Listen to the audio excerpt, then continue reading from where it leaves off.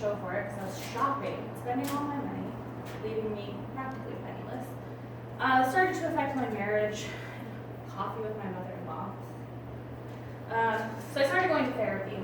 This wasn't really helping because it was taking a really bad toll on my marriage. So I tried marriage therapy. Also didn't work. I was chasing after sales because of the American culture. We just want more and more and more. But at the same time, I was decluttering my house because it was overflowing with stuff. I tried selling stuff. I was self-medicating with caffeine, poor diet, and little to no sleep from the stress. So this all came crashing down on me in July of 2017 when I had a mental breakdown after not sleeping for 3 days in a manic episode. And after being hospitalized, my friend introduced me to minimalism.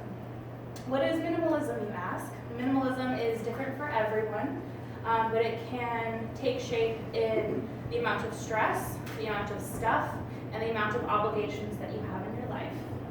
And I think that minimalism can help everybody's life. So hopefully during the speech you can pick out some nuggets and apply them to your life.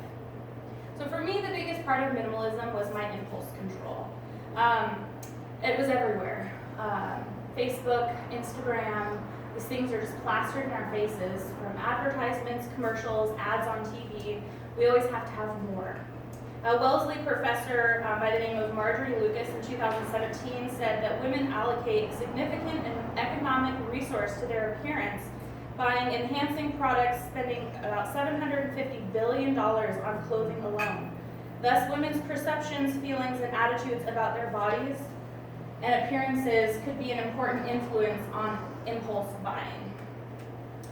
This definitely took a toll on me since my closet was the most overflowing place in my home. Does anybody else feel that? A little bit too many clothes? An author by the name of Juliet Shore wrote a book called Born to Buy back in 2014. She said, children's social worlds are increasingly constructed around consuming as brands and products have come to determine who is in or out, who is hot or not, and who deserves to have friends or social status. These are our kids. Not many of you are mothers, but these are our kids. So this facade that happiness is going to come from owning stuff can make you start to feel a little crazy when it doesn't work, like it happened to me. Increasing the stress, which brings me to my next point, stress and anxiety. Back in 2017, Good Morning American host Dan Harris wrote a book called 10% Happier. Does anybody remember his public panic attack? Happened after he spent a good chunk of time in Afghanistan after 9/11, as he was just starting his career, and he came back to America with stress and anxiety, so much so that he started self-medicating with cocaine and ecstasy. This led his adrenaline levels to go through the roof, and he had a public panic attack on live television, and was super embarrassed by it. So he wrote a book called 10% Happier about meditation. He started meditating.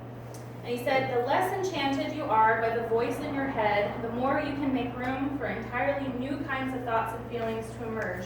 Switching out of the egoic autopilot can help clear away some space for concern about other people or to connect with what is actually right in front of you.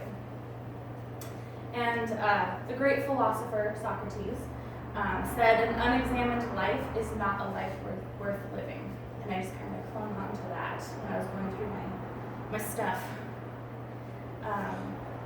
So virtue is aligning your actions and values, words and thoughts to create benefit rather than harm to others.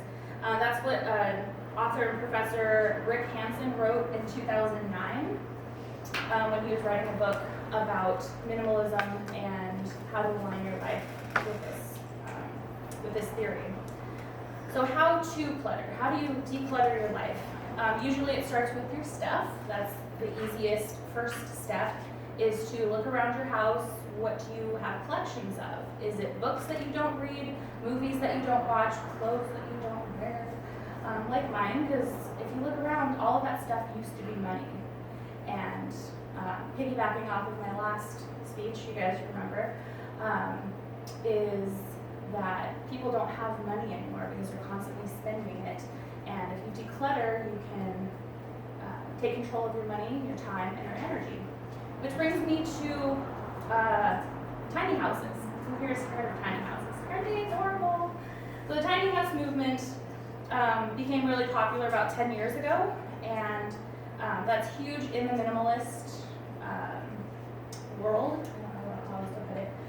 So Mr. Kilman in 2016 wrote an article about tiny houses. He says, tiny house enthusiasts take the position that endless consumption might not equate to happiness, and instead find their happiness through the appreciation of experiences and unburdened living.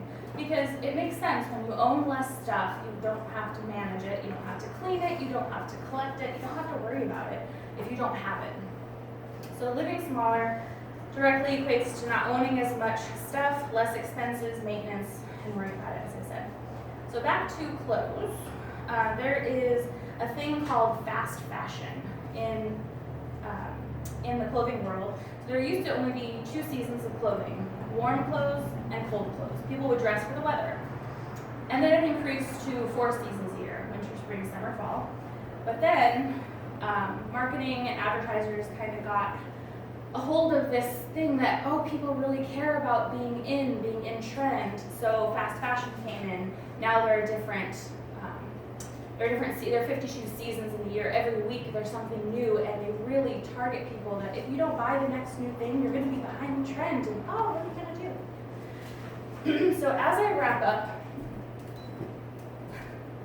I'm going to ask you guys, how can you apply this? Can it help with your stress or anxiety? Can it help you minimize clutter? Can it help you live a more meaningful life? I listened to a podcast, my favorite podcast, The Minimalists, and they say love people and use things because the opposite never works. And I'm going to leave you with this.